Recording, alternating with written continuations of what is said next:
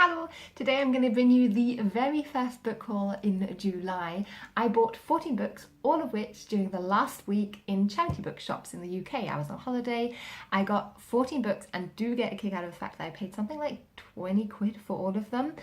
Most of them I had heard of, only a very few I hadn't had on my radar, so I'm really happy with some of the books that I found and I need your guidance. 14 books, I bought more books, this is only the first part. I have way too many books. All of these books are unread, so point me in the right direction, tell me what I should read first. So without further ado, I'm gonna go through them all. The first one I got was Maggie O'Farrell's Instructions for a Heatwave. This is set in 1976, I believe, during a heatwave, and plays both in the UK, Ireland and New York, I believe, centering around three adult children that return to their mother after their father just walks out on her without any preemption. I've not read anything by Maggie O'Farrell, but I am very slowly collecting her books, so something within me seems to believe that I will like it very much. This one brought to you by Cancer Research UK. I love charity book shopping. The next is How to Stop Time by Haig. I read The Humans by him a few years ago and thought that was entertaining. This one is about a man who is many centuries old and the only thing he cannot do is fall in love. So I'm thinking very obviously he falls in love. This one, when was this published?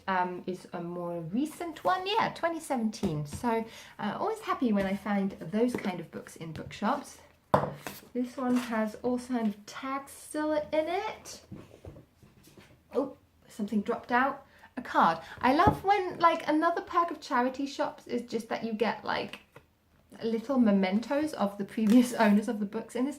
So going on a tangent, I have books to get through. His Bloody Project by Graeme, Macrae, Burnet, not quite sure. We are now entering the collection of books within this haul that were all short, long-listed winners of Man Booker Prize, which I don't care about greatly, but I do think it's interesting to see that these do in fact get read, which is how I interpret books in charity shops.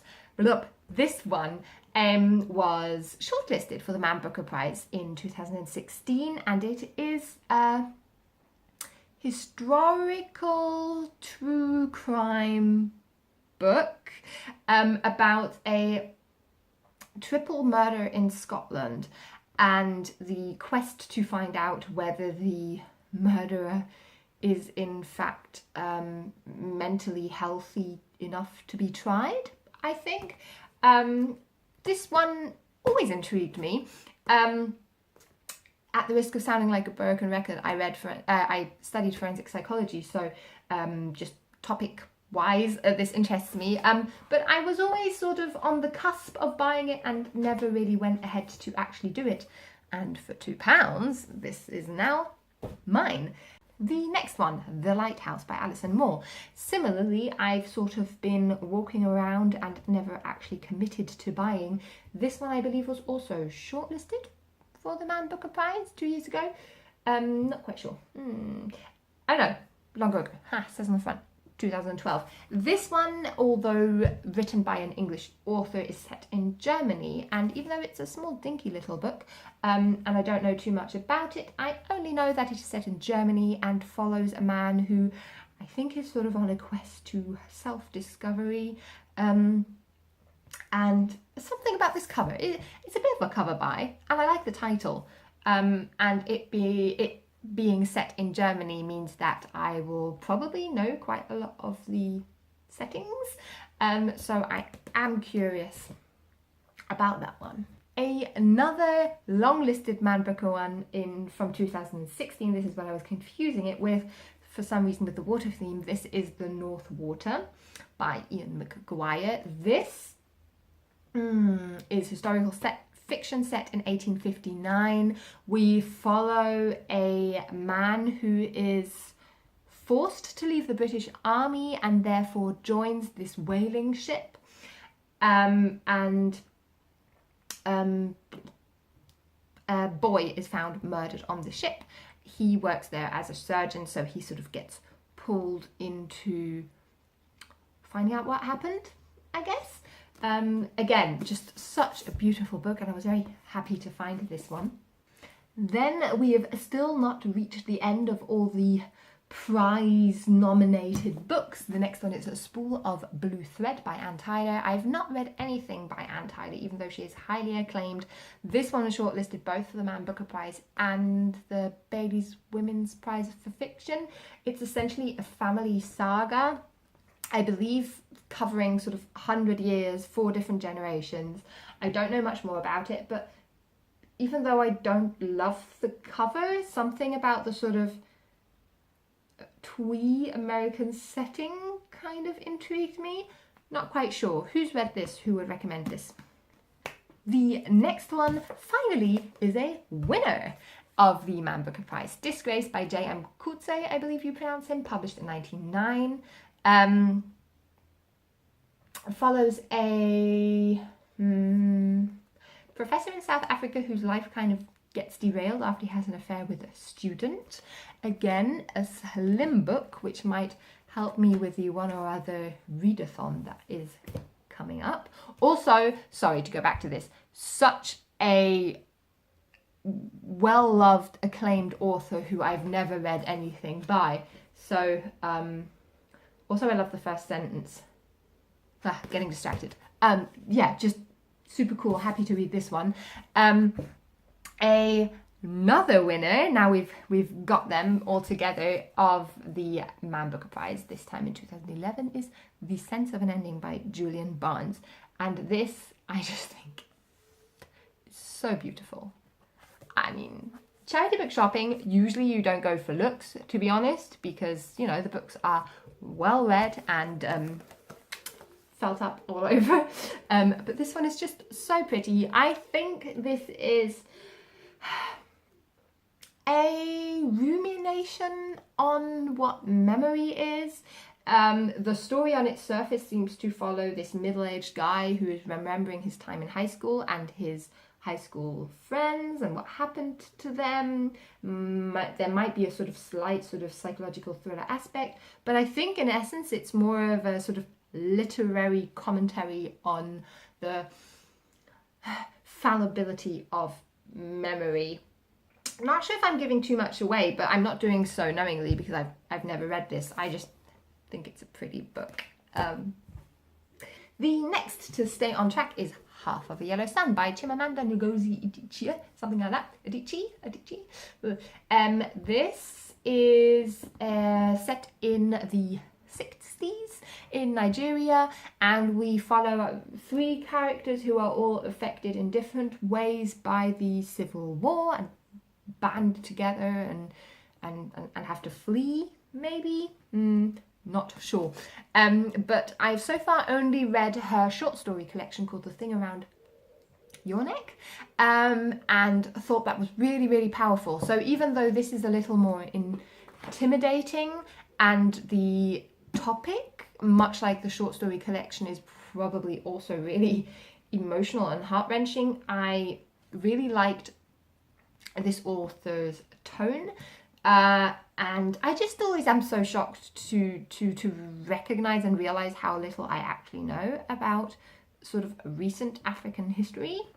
I'm really quite oblivious, so I'm really happy. I was really happy to find this in really good knack still as well.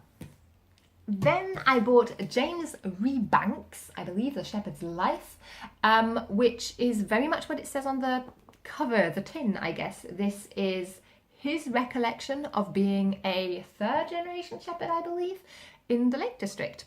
I don't know why this intrigues me. I had seen it before and had considered getting it before. This is a bit of a weird for me. I don't tend to read non-fiction about sort of naturey stuff, but I don't know. Something just really intrigues me about it. The Shepherd's Life. Yeah.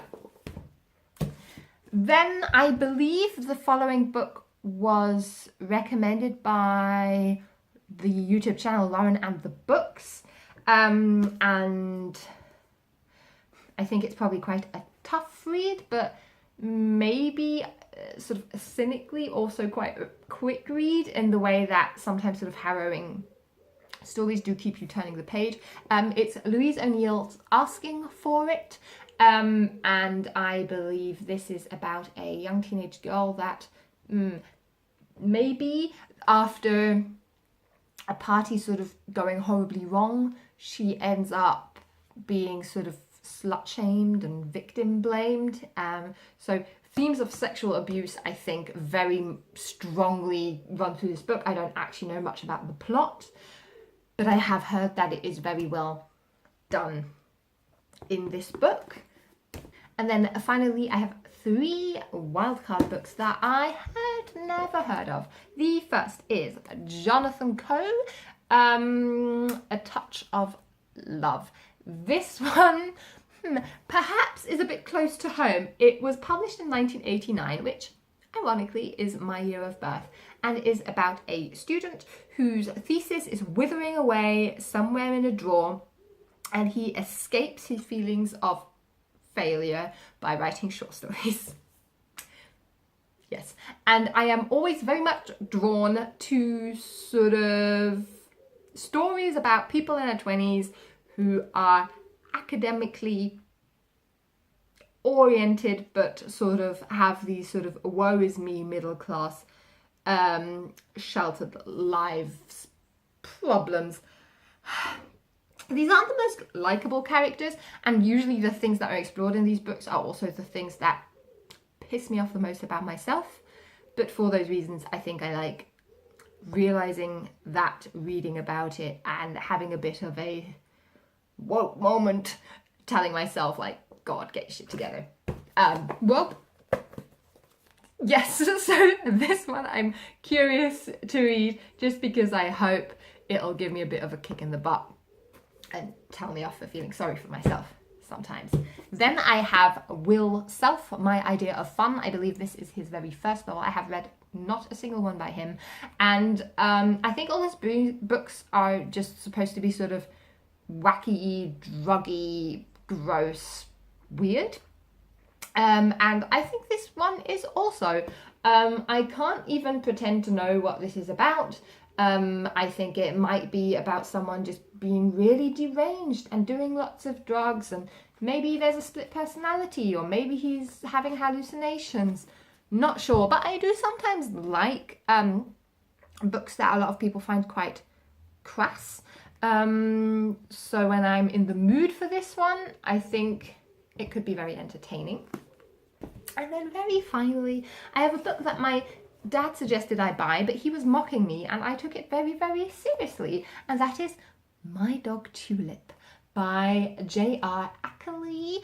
And one of the most beautiful things about it is that apparently it was turned into a movie, so I am surely going to watch that one as well. I have a huge soft spot for books about dogs. It's also blurbed in the back as one of the bona fide dog-lit classics. I think this was published in 1956, something like that, and is about a guy who adopts a German Shepherd, even though he claims not to be much of a dog person, and inevitably they form a beautiful bond between man and dog.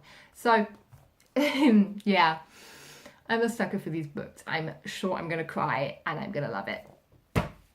So, those were the 14 books that I bought in charity shops in the UK. Such a great experience. Also seeing the books that pop up again and again in the different stores, books that people truthfully buy. And I just think it's so nice to read a book that someone else read before me. I don't know. This way a book reaches so much more people. Please tell me which one of these books I should read in your opinion, if you've read any of these before. I'm excited to have so many options, but also overwhelmed by it. And I'll check in with you soon with another haul. This time, loads of books that were given to me. I'll see you soon. Bye-bye.